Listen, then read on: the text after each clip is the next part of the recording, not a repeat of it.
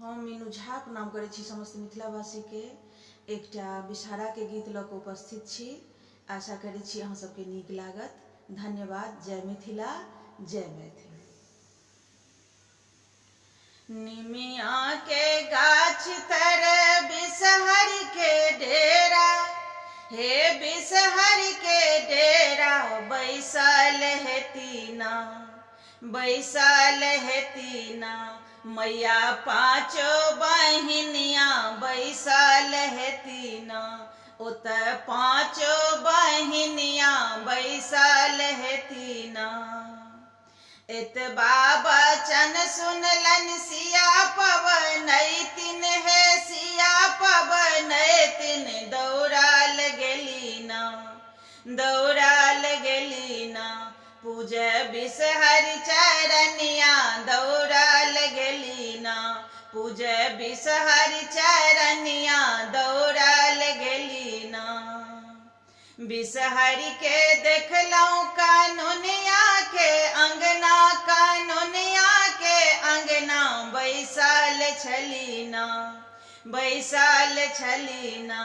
ओत धान कलाबा से खाइत छलीना, ओत धान कलाबा से खाइत छलीना। मैना के पात पर बिषहर के डेरा, हे बिषहर के डेरा बैसल छलीना, बैसल छलीना।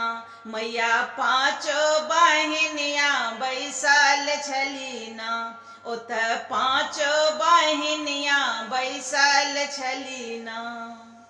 एतबा बचन सुनलन पवनैतिन सुहबे, हे पवनैतिन सुहबे। दौड़ाल गेलीना, दौड़ाल गेलीना। पूजे बिषहर चरनिया दौड़ाल गेलीना, पूजे बिषहर चरनिया दौड़ाल गेलीना।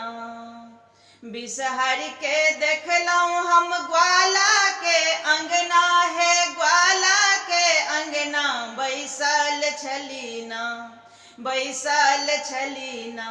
ओत गैया के दूध पीबैत छलीना, ओत गैया के दूध पीबैत छलीना। चनन बिरिछ तर बिषहर के डेरा, हे बिषहर के डेरा बैसल छलीना, बैसल छलीना।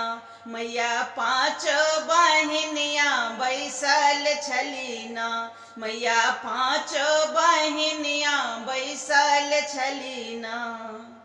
एतबा बचन सुनलन पवनैतिन सुहबे, हे पवनैतिन सुहबे। दौड़ाल गेलीना, दौड़ाल गेलीना। पूजे बिषहर चरनिया दौड़ाल गेलीना, पूजे बिषहर चरनिया दौड़ाल गेलीना।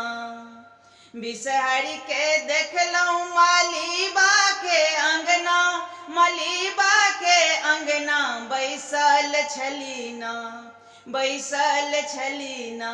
ओत फूल के माला गुथैत छलीना, ओत फूल के माला गुथैत छलीना।